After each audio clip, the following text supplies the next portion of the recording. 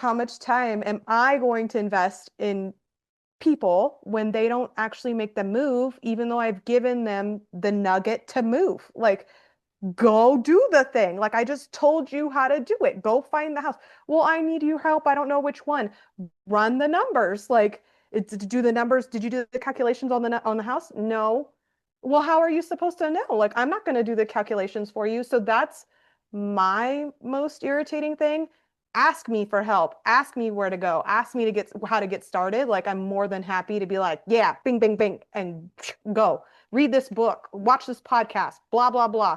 Come back in 3 months. Tell me how it was. Tell me when you bought your first property. And I've had people come back and tell me they bought their first property from the stuff I've told them and watching my stuff. So that makes it worthwhile. But the All people, right, everyone, how you doing today? And as you see, a different panels with us today. We have some people who invest throughout the country with us. We want to hit on particular topics today. This is episode 5, so I've already made it to 5 already, and I'm happy you're still dealing with me and dealing with the crew that I brought together.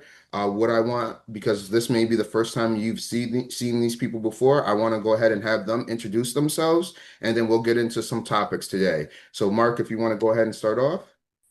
All right, well, thanks for having me. My name is Mark. I am a full-time firefighter. Well, I'm a firefighter out in Hawaii, but I am on workers' comp for it's been a while. I had shoulder surgery, but I do have some real estate in Hawaii, but primarily I invest out of state in Pittsburgh, Pennsylvania, over 4,000 miles away, and kind of just in the one rental at a time Michael Zuber school community. But yeah, that's my short story. okay, my name's Sabrina. I've been in real estate since 2020. I have done some out of state investing. I wholesale. Right now, I'm looking at Ohio, but I had a rental in Alabama. I've wholesaled out of state and in state. I'm physically in Arizona. I've done things as far as like Airbnb, house hacks. I did a lot of flipping, moved to Washington, came back to Arizona. Now I host the Cash Flow Breakfast Club, which I'm super excited about because it teaches about becoming financially free through house hacking and getting cash flowing investments, which this is the whole goal here. I have a 6-year-old son, and yeah, that's it. Thanks for having me, Gus. My name is Dylan Pettijohn. I'm an investor in Indianapolis. I started with a small multifamily house hack, 3-unit building. The next year, I bought a 12-unit building with a partner. And that's after doing commercial real estate, I realized that that's where I want to concentrate a lot of my effort. So that's what I've been looking into buying this past year. That's what I've been looking into buying in this past year, and I look forward to doing more deals in the commercial real estate space. I've just found that it's a lot better for cash flow purposes. And yeah, thanks for having me here. And the biggest thing before we jump into anything, I'm asking anyone watching this, subscribe behind the doors. We're just trying to get up on our feet. And so I wanted to start off asking this question. How important is mentorship? We'll start with that one, then we'll get into community after. But how important is mentorship for real estate to get started out compared to trying to do it yourself?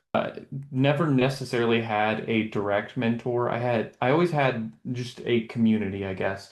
So I had a couple people in my local area that were real estate investors that I just kind of bounced my deals off of, and they were like, "Well, when you get started, you'll get started. So anything is better than nothing." You know what I mean? So that was interesting. I do think it's good to learn from a mentor. You don't have to pay. A lot of the time, you can learn from YouTube. And now, as you get more and more advanced, it might make more sense to go into some of the higher level communities.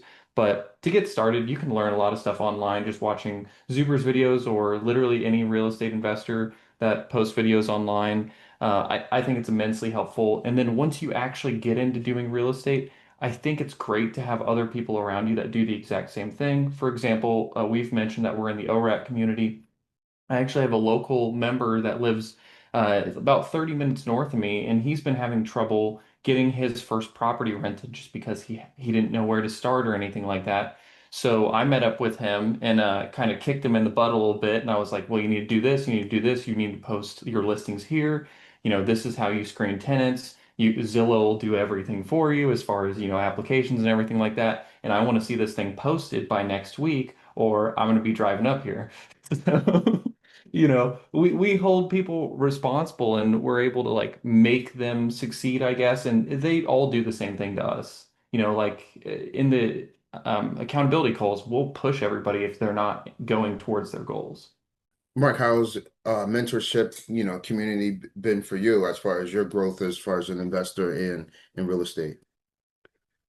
I think it would save you a lot of headaches. So I think a lot of us that do invest probably have gone through struggles or have some difficulties. So I think finding the right, not necessarily mentorship, but community definitely is going to help you and probably shorten the learning curve. But definitely it's about kind of limiting your mistakes. And I think it's just, we're all going to have it no matter, even if you go through, have a community or mentorship, you are going to face struggles. So it's more of a support group than anything else that's going to really help you get through whatever struggles you're having or questions you have. So I think that's the biggest thing is, sometimes people look at it as the more money I spend, the better results I'm going to get or the more help I'm going to get, right? So that's not always the case, right? So I think it's more about if you are spending a certain amount of money on some sort of mentorship or community, it's also how much access you're going to have and how much different type of people you're going to get just helping you in this. So you kind of just want everyone headed in the same direction though, more than anything else. But that's what I would say. Yeah, and that's one thing I saw. You guys are, because I joined on just in December. And as I watch you guys on the Zooms, and then got to see a lot of your guys' videos as you guys went to the event this last February. You guys are tight. I'm seeing all you guys I'm seeing all you at the restaurants, at the meetings, everyone bouncing ideas. And this is outside perspective, I guess. When you guys came back, all the ones that went to the event came back tighter. And now I'm like, okay, now I definitely got to go to the next event because now I feel like an outsider to a degree because they got to experience each other. So I guess, that's definitely a plus. Sabrina, as far as on your end, being part of Thatcher's community, what are some things you want to say how that has helped you? So my family was very, very unsupportive of me doing real estate. Obviously, being married, I'm divorced now, but even my ex-husband was not super supportive. So it was very hard. There were times when I would get in community and then out and then in and out. When I got out, it was such a disconnection from the goals and the path that I wanted to be on and everything, right? Because everyone in my real life surrounding me was not for investing, not for building anything. It's very much just do your 9 to 5. You have a good 9 to 5. Like you're dumb for even why are you doing all this extra work? And when you have that surrounding, and I know a lot of people do, it is like imperative to be in some sort of community. Uh, period. That's the reason why I moved to Washington, because at that time there was 3 Arizona people in Thatch's group. This was 6 years ago almost now. And Washington had like 50. So I was like, I need to be there. Like I need to be around the people that believe me and I will move to do it. It doesn't have to be that dramatic, obviously, but it did catapult me. I was in every meeting every single month. I was around everybody because the community is so tight knit. Like if I ever needed title, if I needed a GC, if I needed anything, granted, you have to do your own due diligence, but it would be like, here's some, here, take this, like, here, do this. And that's how I operate when I help people now. It's like, how can I make this easier for you? Here, use these. These are good ones. So I personally think, and that's why I've created communities and created things, is because of I know the feeling of not having the support, tangible support, and even virtual support is it's just as good. So yeah, I am firm believer in you need to be in something to keep your head focused, especially when everything in your real life is like anti that. And you guys bring up something, yeah, especially for me, as far as real estate investing is a lonely type of thing, especially if you don't have the communities. So, when things are going wrong, you're kind of searching for someone to bounce ideas off or to vent or something along those lines. And I'll use myself for example. My wife, as much as she loves me, she don't want to hear about all my real estate problems and situations, and I could talk real estate from day to, from morning to night.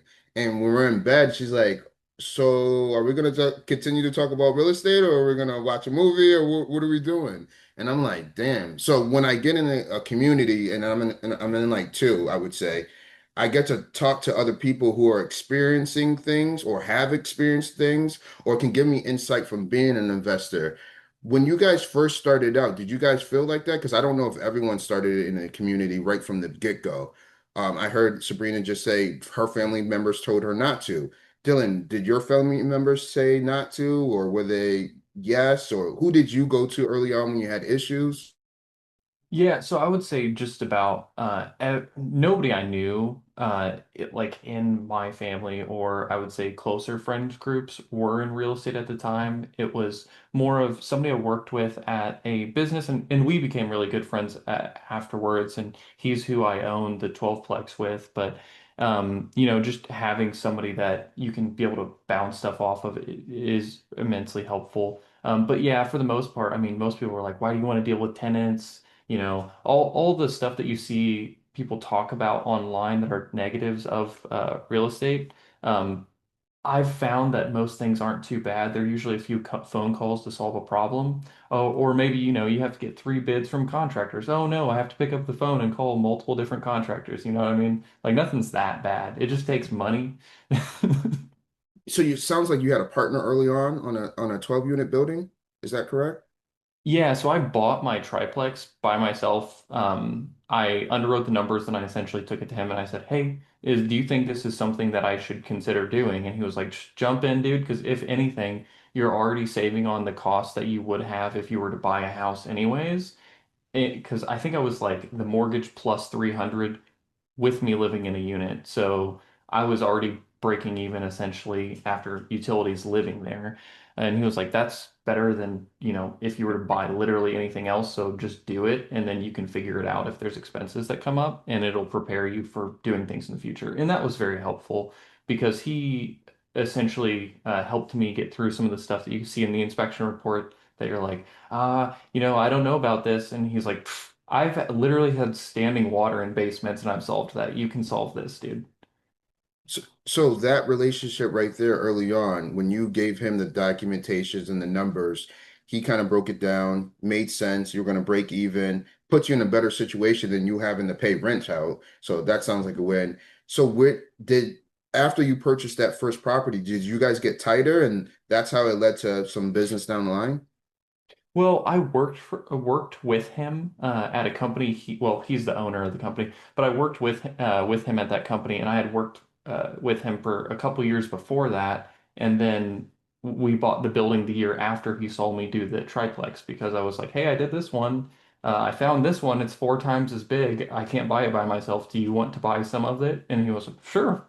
Numbers look good." He walked it with me, and then we got the trailing 12 months expenses and income from the previous owner, which is, I don't know if you've seen like mom and pop owners trailing expenses for the past 12 months, but when they're written on a piece of paper, you already know that there's going to be a lot of stuff missing.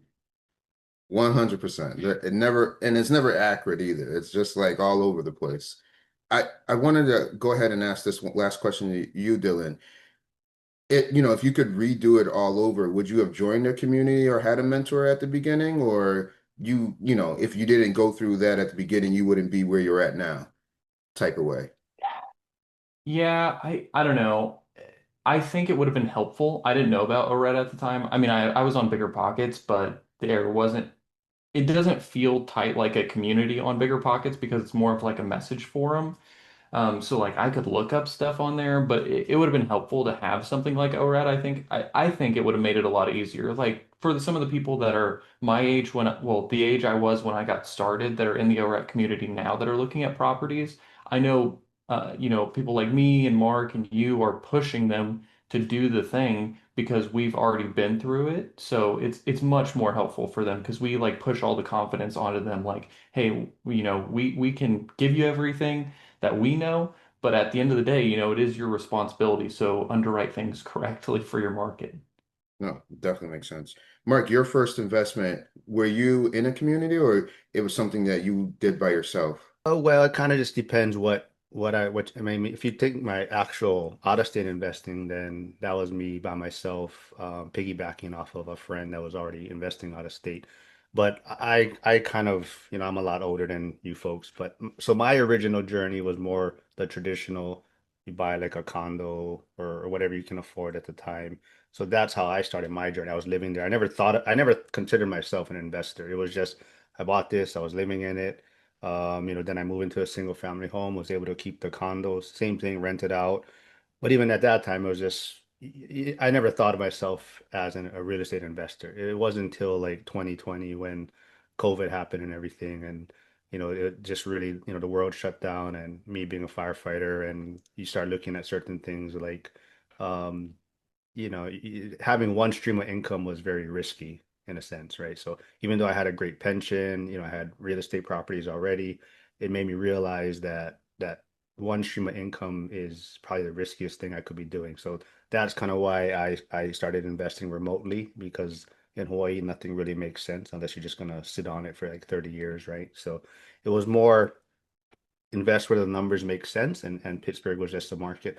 And I think for me though, I wouldn't say it was a community. I mean, yeah, my friend was investing there first, but I think that's kind of the biggest thing you do need is you need some sort of other person that's going to maybe hold your hand in the beginning, or at least some sort of boots on the ground where you can piggyback off, of, especially if you are going to invest out of state. I mean, you don't want to just go off of whatever the internet tells you, and this market is the best market because it generates this much cash flow, or properties appreciate this much, or $30,000 homes, right? So I think it's more about what kind of boots you have on the ground and instead of just whatever the top five markets the internet is telling you.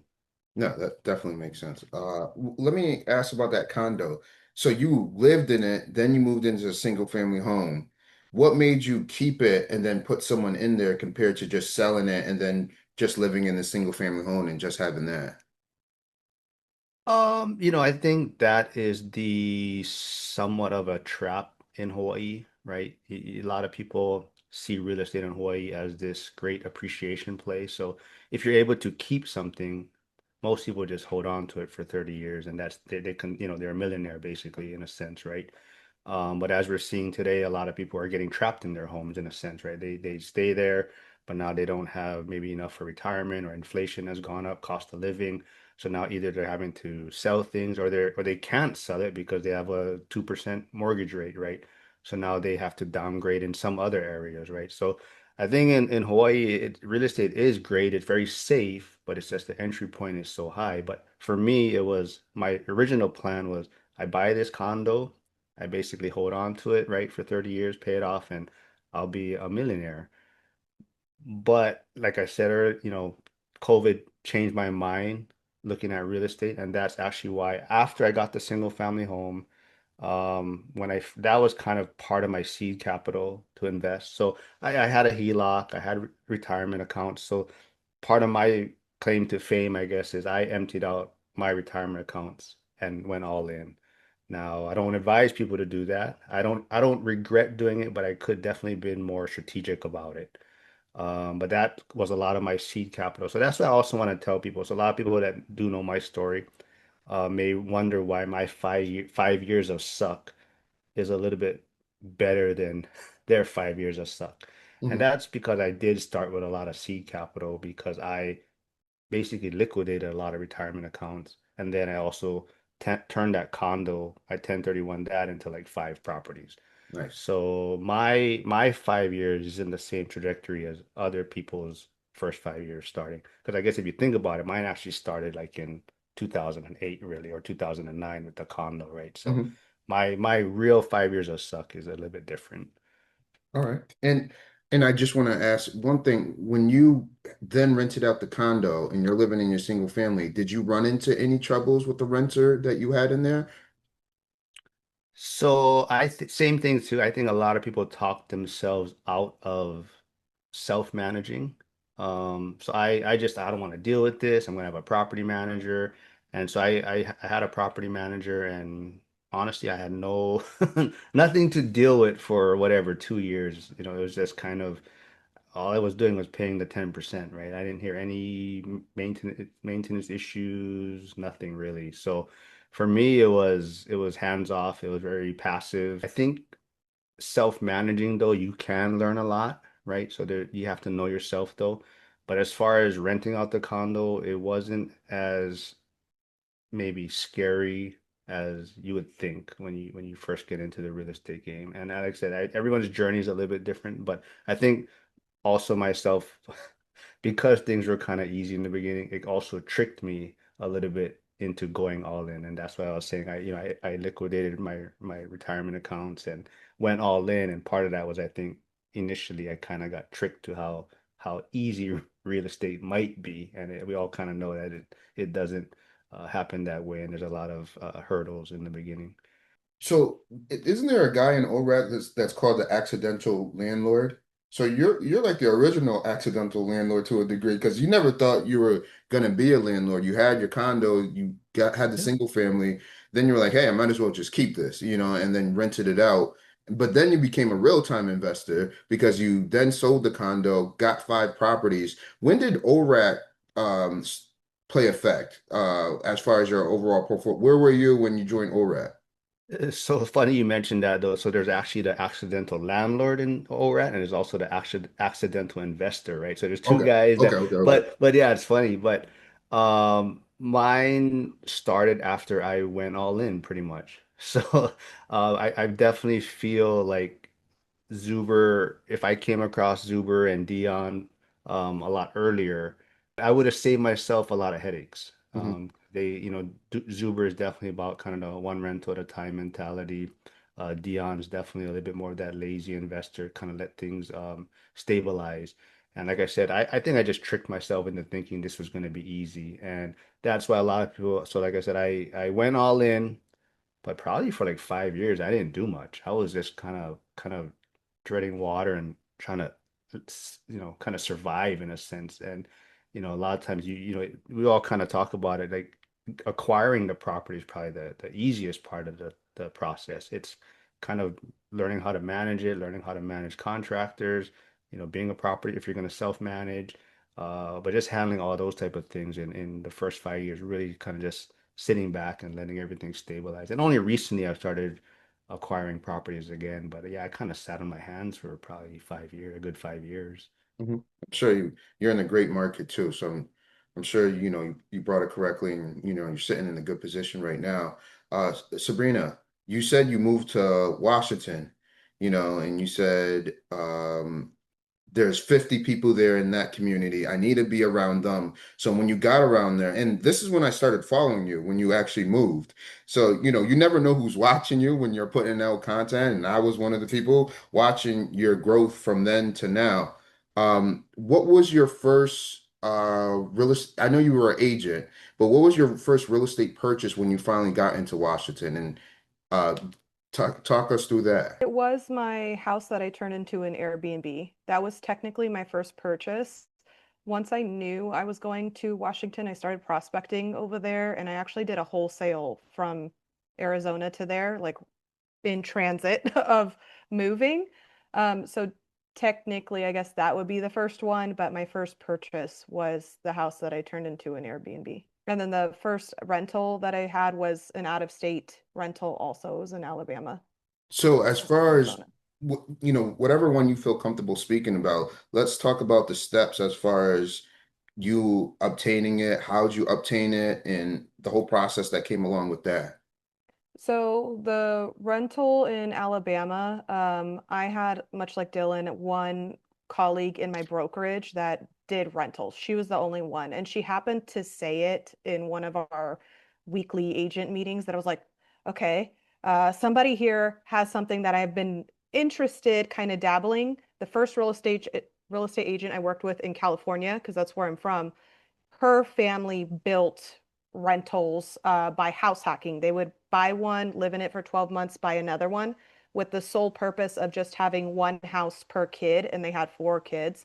And they ended up building an empire. They built a property management. The son was a lender, she was the agent. So it was like they did this huge thing. And she's truly the one that put the ping in my head, right? There's always somebody with the ping in your head.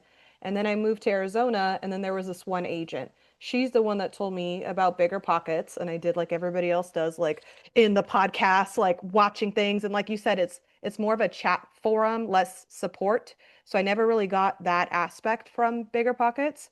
But I bought David Green's Long Distance Burr Investing book, and I just followed it. And that's what I used to buy the Alabama property.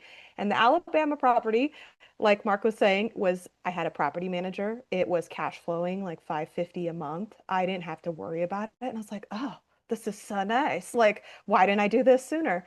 And then I was like, maybe I should join a group that will teach me things I don't know, because right now I'm just using this book. Like that's literally it. So I did that, and then that's why I ended up in Washington. So that's the one that I talk about a lot, the one that was super hoarder house, the rats, the water, the mold, the son living in the shed. That was my first purchase outside of the Airbnb that I was living in. Nice. And then, if you feel like you want to share, what was the results of it? Oh, that house was lovely because that house, I bought it for 200,000. My initial budget was 95 grand, and it ended up going up to 115 after all trials and tribulations. I did sell it for 415, so I still had a huge like margin on it. That was supposed to be my first burr, but right in that time was when the interest rates had gone up from, I don't know what it was, like 4.5 to like six or something. Basically, my little $200 of cash flow I would have gotten turned into negative $200. Mhm. And I decided to just flip it, because then at that point, that money became a nest egg for the next one, that profit. Um, so yeah, that one taught me everything. It taught me the order of operations of gutting a house. It taught me how to interview the GCs when shit hits the fan. Like I had people breaking into that house. I had a guy with a machete come to that house, and like the GC was calling me like, "There's a guy asking for this other person." I had to call the cops multiple times. That GC walked out on me at the end, so then I had to recover from that. Um, a lot. I learned a lot on that one project. It was supposed to take 3 months. It took six. Um, like I said, it was supposed to be a rental, and then I ended up selling it. So I learned so much from that one little house. And that's like my favorite little house because that one had the most dramatic um, rehab, the most dramatic before and after. So I love that one. That one was in Tacoma, Washington. So I learned a lot about that hood when I was there also. So, Good, good, good. yeah. Dylan, as far as you, I mean, Sabrina just shared, some experiences she got throughout doing the process as far as the flip. What are some of the big experiences you got when you actually went to go ahead and do something in your real estate journey? Yeah, I think the biggest thing that I learned, especially on that triplex, like this is where everything started. I didn't know how to do electrical outlets or anything like that before that. I kind of learned a little bit about every single trade, and now I know a lot more. Like when I'm talking to contractors, like I know how to swap out water heaters. I know how to rewire stuff. I've moved outlets, painted. I've leveled out floors, redone. I don't know, just about everything. Like I had a $30,000 rehab on that triplex, and that doesn't sound like that much, but that was $30,000 in materials, not $30,000 in materials and labor. So. I did everything with myself and with the help of my dad, and then a few other people that wanted to volunteer to help paint, such as my fiance, to just get that thing done. But it really taught me a lot about all of the things that go into real estate, and I think that helps a lot. If people can at least do some of that on their first one, like maybe a little cosmetic rehab, so you can understand the pieces that go together, and it makes everything a lot less scary, because back to what I was saying, real estate is super simple. Like there's nothing that's too complicated that you have to deal with. We're looking at, prices of things and so on, but a lot of it comes down to phone calls and knowing when somebody's trying to BS you on a contractor that's over quoting substantially. Just knowing how to work your way through the business. One thing that I think we've all brought up is bigger pockets. And so what I'm touching upon is mentorship, mistakes we've made, first time purchasing a home, a little bit of the backstory. And I've heard bigger pockets with all three of us. I'll go with you, Dylan, and I'll go back in reverse. How big was bigger pockets for you as far as this whole real So estate journey? yeah, so I mean, I know a lot of people say a lot of bad things about Bigger Pockets. I can't so much because I started watching Bigger Pockets when I was in high school when it was Brandon Turner with like the little short beard and he Yeah. was up on the whiteboard talking about, well, if you buy a fourplex and you get $100 per unit or something like that, I was like, man, I want to be retired by the time I'm 25.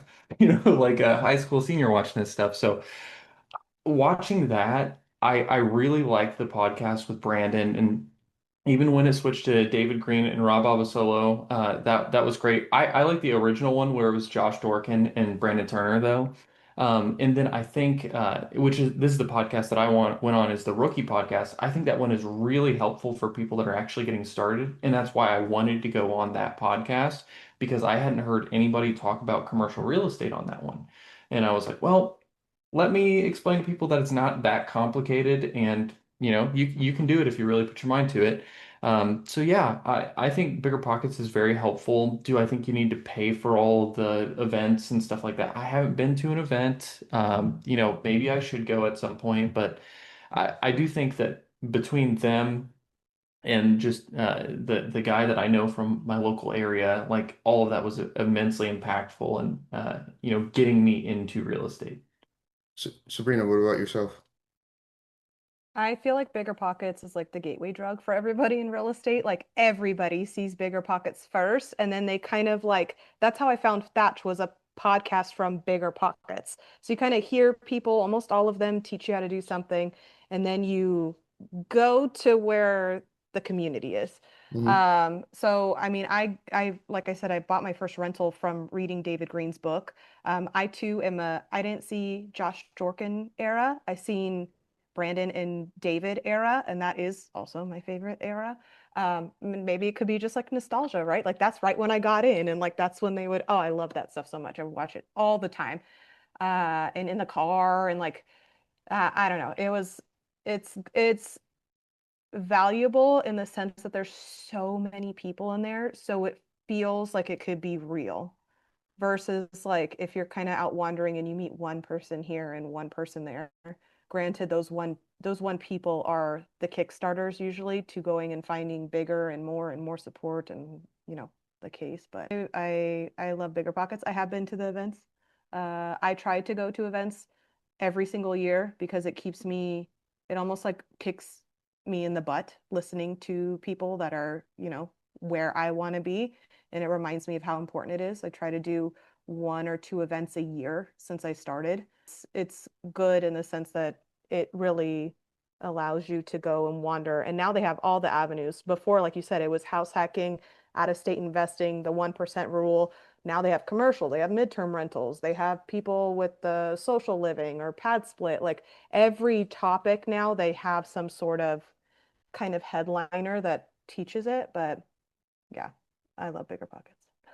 So my story is similar to yours with bigger pockets. So when I jumped into real estate, everyone's like, you need to watch this, and it was bigger pockets. So I was like, all right. So I watched the first episode. I was like, all right, that was cool. Next thing you know, I was addicted. Morning to night, I was watching. I went back. So I didn't start with the Josh era. I started with the David Green and the Brandon era. And I was watching this back to back. I was like, I didn't even know what Burr was. And every time they were talking about it, so I kind of had an idea of what Burr was to I actually had to do a Burr. Then I had to go ahead and check different platforms to actually, get step-by-step instructions. But they are the ones that put it in my mind first. And then I would also go ahead and say the rookie podcast, it was more people like me. So I was on the verge of taking that first step of finding my place. And I was hearing people saying, oh, we made these mistakes, we made those mistakes. And I was like, okay, they made mistakes. So, that leap of faith, I got to take it here. You're waiting and you're waiting and you hear these stories like, okay, I gotta pull the trigger on something. The biggest thing for me is I said, I'm gonna be on the rookie podcast. And that's what I was focused on. So when I finally took the first leap and brought my first property, I was on the forum on Facebook. I don't know if you guys were on it.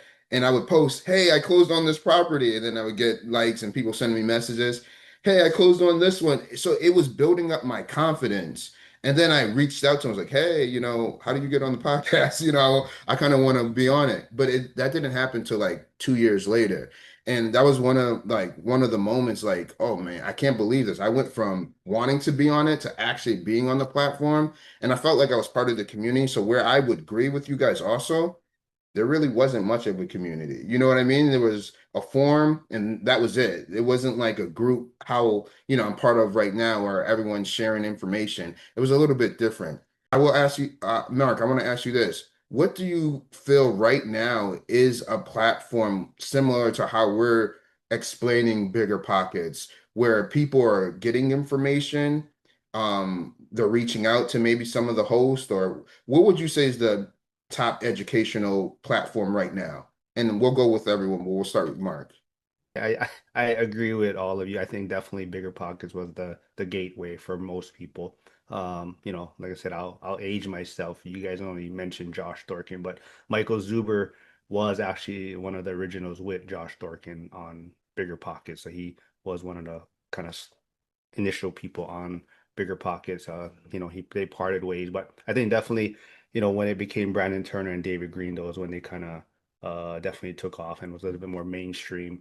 I do think they kind of lost themselves a little bit, right? I think they started getting into more no money down, 21 years old with 200 properties and that type of thing. So I think they kind of lost themselves, but it was exciting for people to watch.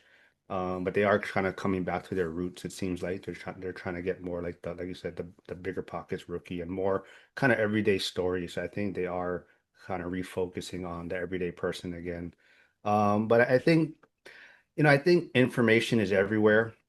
So like, Sabrina's with Thatcher's group, Gus, you're with multiple, kind of groups you said.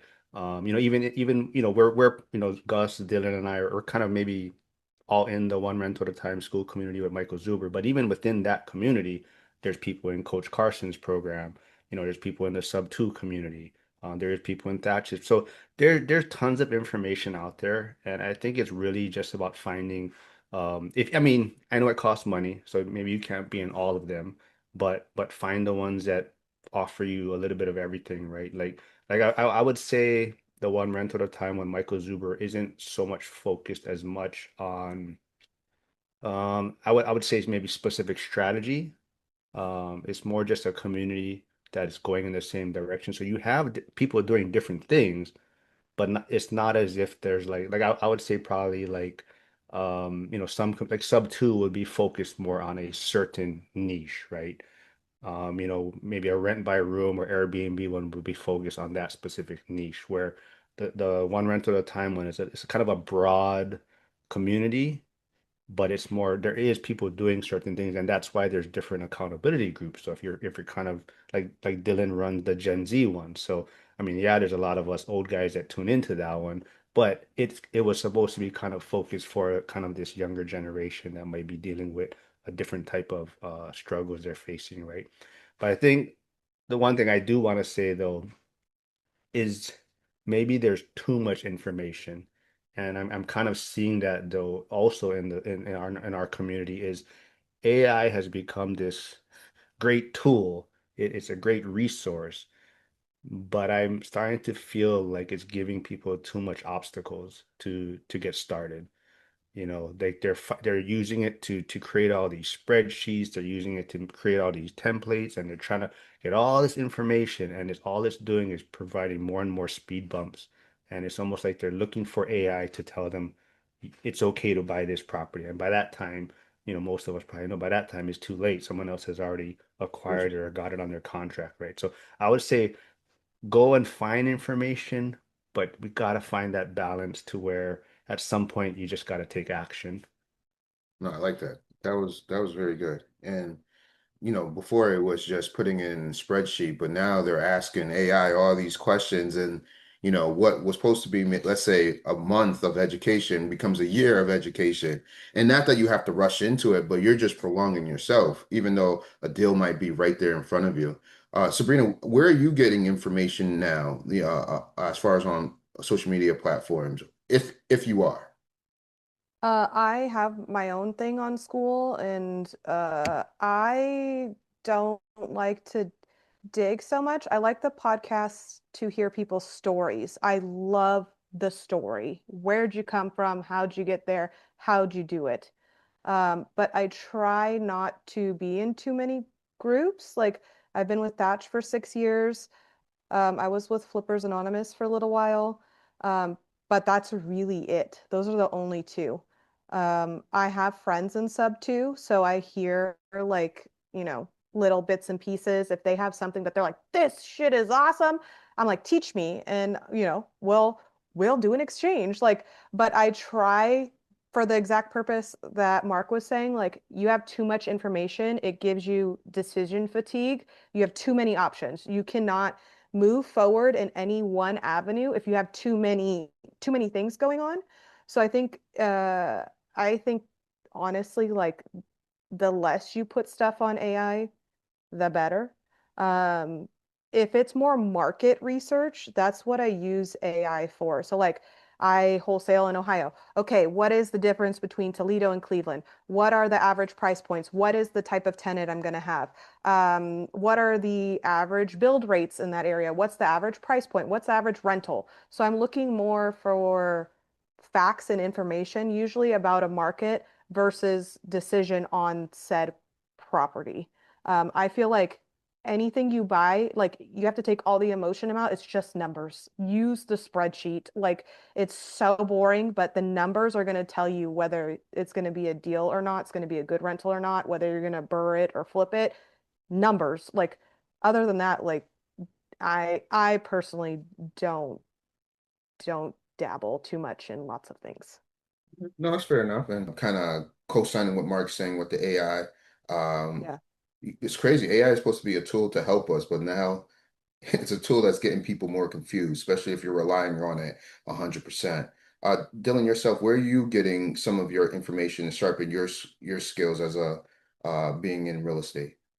Yeah, I mean, as far as like how I learned a lot of my skills, it was by doing it, like, and then building the spreadsheets for knowing like all what goes into a property. I think that's useful for anyone. If you can just start with a blank Excel spreadsheet and just build the model for how a property, like what the return should look like, what the cap rate should look like, what the cash flow is going to look like, everything like that, because it builds your confidence on knowing your numbers, and then you can get to a point where you can just, on a napkin you can figure out if a property is going to make sense or not. And I think getting to that point is not as possible if you're outsourcing intelligence to artificial intelligence.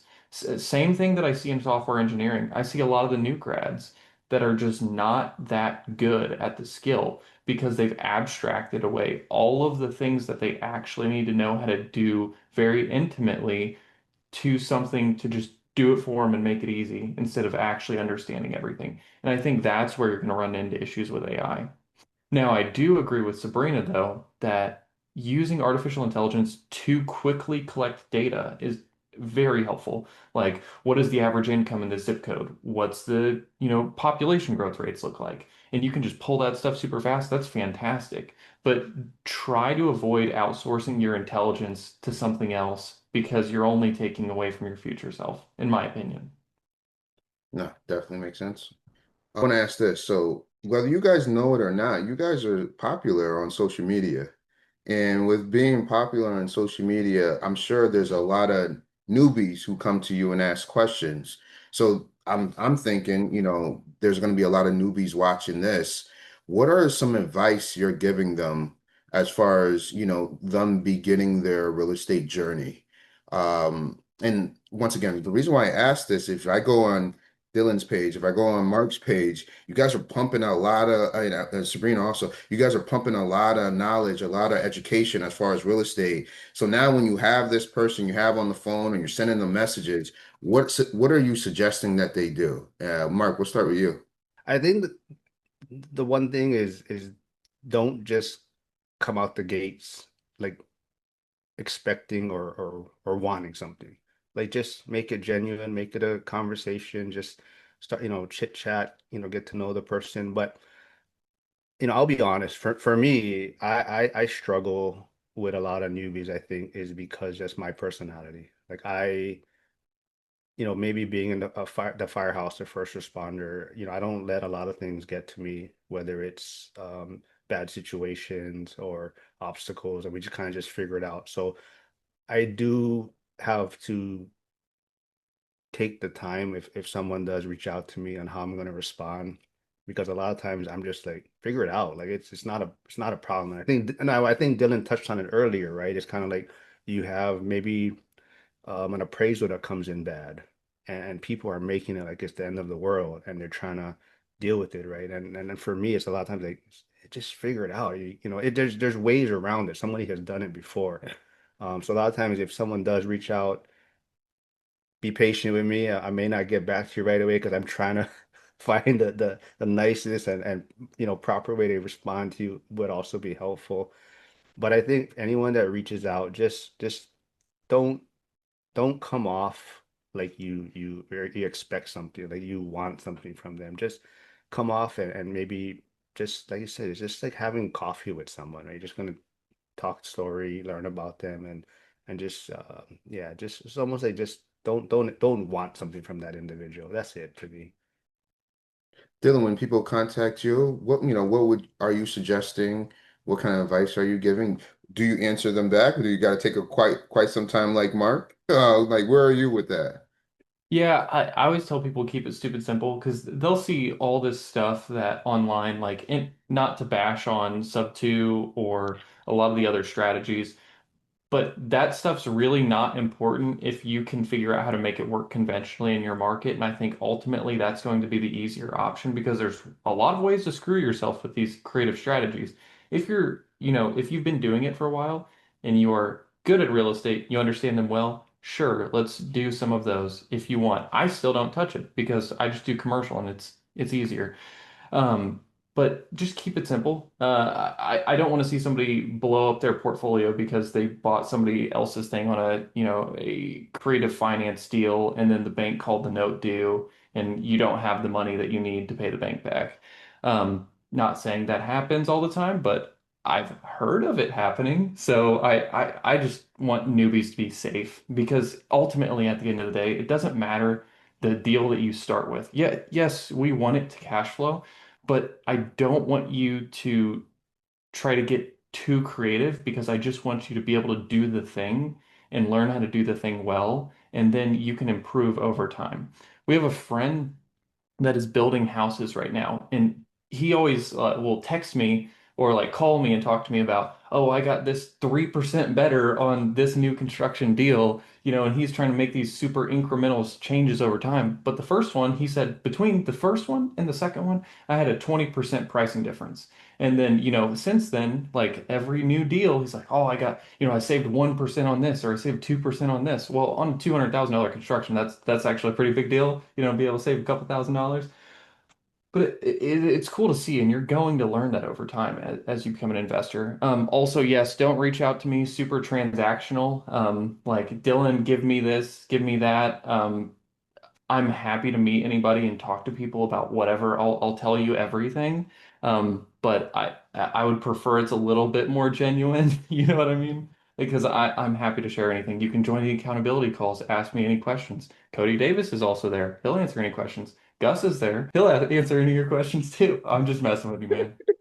Oh wow. Okay. And then Sabrina, as far as as far as you, people reaching out to you, I know you have your own mentorship to a degree. Uh, let's talk about, if I was new, I did reach out to you, what's that look like?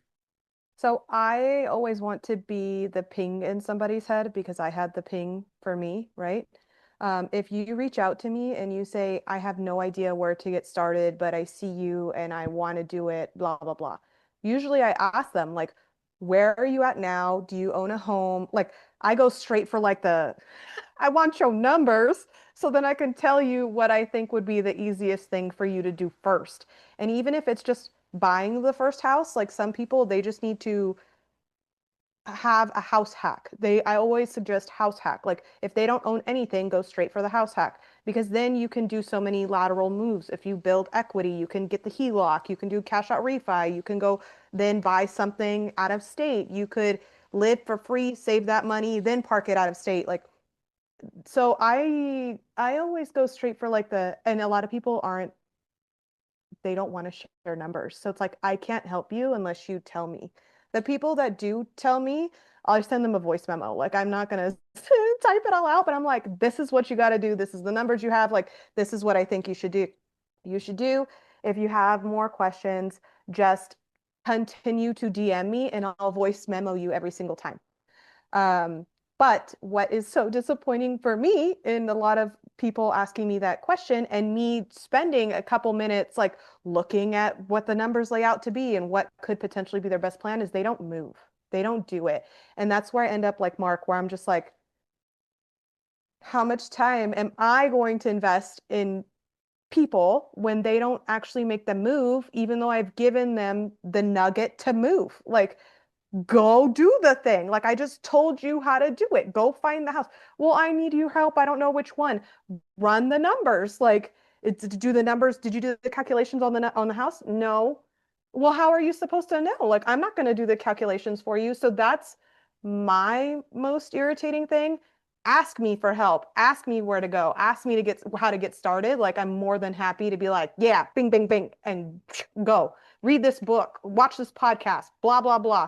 Come back in 3 months. Tell me how it was. Tell me when you bought your first property. And I've had people come back and tell me they bought their first property from the stuff I've told them and watching my stuff. So that makes it worthwhile. But the people who don't move, like that's the most disappointing. I'm like, you go, like go do it. Like go and come back and I'll help you do some more, but go. And I've been told a lot of times not to do that because I'm literally giving coaching away for free. But I'm just like, if my hope is like they truly mean they want to go do the real estate, and if it's my help that helps them, like, and they change their lives and their families' lives and their communities' lives, then what is it to take a couple minutes to do it? But the far and few that actually go and do it is my little ping of irritation. So yeah. And I'm assuming that's you too, Mark. Oh, absolutely. It's like I said, it's fine to ask questions, but also, just be genuine about it and take action, right? So like, some people are hesitant to spend money on certain things or they want to know a little bit more information. That's fine, but at a certain point, you gotta take action. And Gus, he did join the school community and now he loves it. And unfortunately, we couldn't get him to Vegas. He didn't want kind of last minute, but Sabrina, maybe, you'll be able to join Gus next year too in Vegas in January for the one rental at a time event. And President and I have been there, and it's a fun. And like Gus said, it's a different place. I mean, it's definitely more like a community, and you see a lot of people just kind of hanging out, talking story, networking, and like he said, he sees people when we've come back from the event now. Everyone just seems like they're closer, and I think I'm one of the few people that maybe have been to all three events from year one, year two, and year three. And every year, I can attest that it's getting closer and closer. The people that are showing up, even it's becoming more. And even Zuber, he talked about it. He's more comfortable now saying it's a family reunion than anything else. And I really feel like these people kind of are my family. And that's me being in the firehouse. We have always this tight knit, and this kind of one rental at a time for myself is kind of my new community. And I'm sure Sabrina feels the same way about Thatch's community, but you just got to find your community where you fit in, and where you think you're going to get the most benefits from, and where people. I think the biggest thing is, I think, like, as you can see, me and Gus were, I'm making fun of Gus. I make fun of Dylan. It's just this place where you're not going to be judged, right? No matter, even if you buy a bad deal or you're struggling, right? You're not going to be judged on it, and people are going to actually try and help you.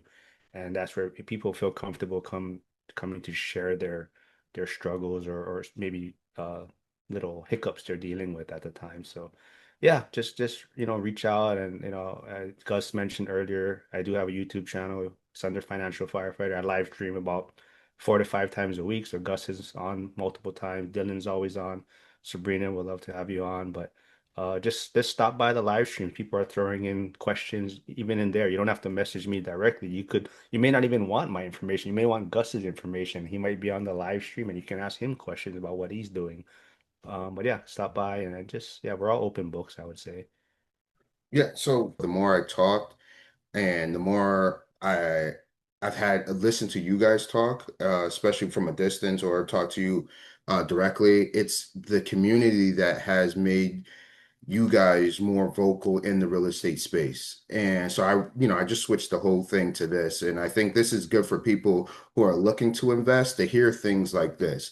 Hey, I got no one to listen to me or to bounce ideas off of me. I heard this podcast. Mark said, don't message him. But if I do message him, he might answer me back and I could get into a group that's going to be able to help me out. And then Sabrina, hey, I might message Sabrina and she might give me a voice message and it could point me in the right direction. I may be able to come back to her.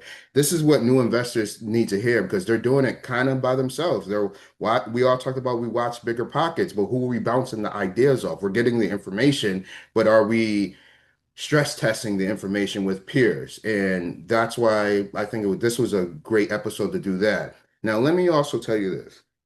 So me myself, I wasn't part of a community and I really didn't have a mentor. So I've done most of the stuff by trial and error and watching other people. I sat back and I watched Michael Zuber and I watched one of his podcasts. I watched another one. I was like, all right, this is interesting. Then I started following him on social media on Instagram. And then I kept on seeing this guy, and he had a hat on, he had this bright yellow shirt, and I was like, who the heck is this guy? And then I think I might have just liked something, or I'm not 100% sure what happened, but somehow, some way, me and Mark got into conversations. And once I heard Zuber say the community's $20, I'm like, yo, this guy got to be doing what he's saying because everyone else is charging different prices. Doesn't, and when I say that, it doesn't mean that if you charge a higher price, you're not doing what you're saying, but just something with that caught my ear.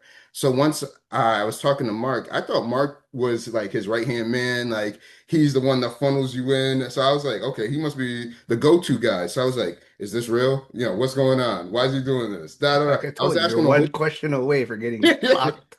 asked him so many questions because I'm afraid some of the things that you guys brought up, I was afraid, even though it was $20. You can a lot of us can, $20 won't hurt us. Let me put it that way. Even though it was $20, I get afraid of hearing all these horror stories about joining communities and what happens in those communities and or them not being what they're told. So the more I watched and watched, and Zuber was putting out videos every day, Mark was putting out videos every day, I was like, huh, this is something I want to go ahead and join. And I want people who are looking to be investors in the future, I want you guys to do the same exact thing. Ask as many questions, even if they don't like it. Ask as many questions as possible so you feel confident on joining these groups. And I'm being serious. Because if I'm not secure about moving forward, I'm just not going to do it. And that's not everyone. That's definitely me. This was the first community I joined where I'm paying money. Once again, it's only $20. It's affordable. But I got into it. I'm posting on the forum. I don't know who's liking it, who doesn't like it. I don't know who's whispering behind my back or whatnot. All of that is irrelevant. What I do know is I brought some relationships from the school group offline and had great conversations with people over the phone. There's a guy out of New Jersey. I feel like I had a good conversation with him. And there's been some other people I've had good conversations with. So definitely communities are one of the biggest things. The last thing I would leave before we wrap this up, and I have everyone do an outro. Whether you guys like it or not, who you're on here, you guys are real estate influencers.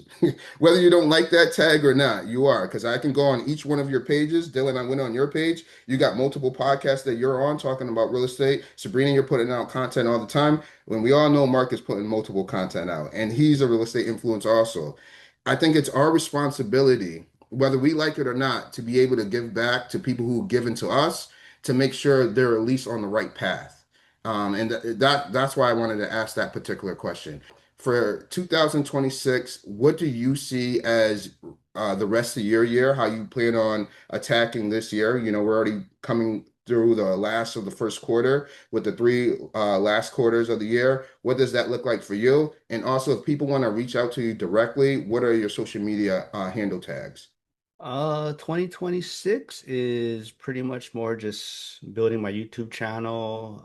As far as acquisition, I'm probably done. I end of 2025 was kind of a busy year for me and still trying to wrap up a few transactions right now. So as we all probably kind of talked about on this episode, there is a stabilization period. So I'm probably just going to sit back for the most, unless there's something that's just completely, uh, you know, a deal that I can't pass up. So and we didn't really get into it too much, but like a buy box, it checks off all the boxes, right? Maybe a side by side duplex, all separate utilities, whatnot. But unless it's just a deal I can't pass, for the most part, it's just kind of sitting back, maybe stacking cash and waiting for 2027 in a sense, or when I'm ready to deploy. And the biggest thing for me is transitioning out of the fire department now. So right now I've been out on workers' comp for a while, so it's more just kind of figuring out the logistics on that and on when is going to be the exit for me. It's definitely going to be this year at some point. It's just a matter of when my workers' comp and all of that finishes up. So social media side, exiting the firehouse, which was a fun long career, but it's time. So. And then yeah, you can reach out to me, financial firefighter, anywhere. You can go through Gus first, ask all your initial questions, and then find me, and then but yeah, I do want to touch on Gus's point. Like he was talking about the school community. Yeah, it's only $20. It's very affordable. Part of Zuber's plan though is the $20 is to keep out the people that just want to join because it's free, and a lot of times those people jump in and maybe they're trying to sell something or get information. So it's a price point too where to maybe keep out those people that are just trying to grift and get in there and grab resources and whatnot. So it's a low price point, very affordable. But yeah, it's a great community. But just find your community, and then there is a shirt in our community that says "Find your tribe," right? So I think that's the biggest thing. Is just find people that relate to you and are headed in the same direction. And I think the biggest thing is that where you can have fun with it. I think that's why I get along with Gus and Dylan, and hopefully Sabrina will, we'll see more of you, but just where you can, have fun with people, and it doesn't always have to be about real estate. And I think that's the big thing too, is sometimes I think Gus was talking about some of us are looking for that place to have someone to talk to because maybe your spouse doesn't want to hear about it all day. But at the same time, a lot of the calls maybe for the first hour it's real estate focused, and then after that it's like even just talking about your kids, your family, health, fitness, whatever your next journey is. But just find some place where you can bounce ideas and just kind of take a step back every once in a while. But yeah, financial firefighter all over social media, YouTube, Instagram, X, Facebook. But yeah, I'm all over. I'm at Maples Invest. The only one that's lagged is Facebook, even though Facebook I got the most followers, but I started that long time ago. That's S Maples Realtor, but everything else is Maples Invest. I took the fattest L on one of my projects at the end of 2024. It closed December 26th, so I will have an icing forever in my cake of the Christmas of irritation. And my focus now for 2026 is just buying cash flow. Like I will flip to then get more nest egg to park it somewhere. But the idea of parking will never be lost again because of the fattest L I took.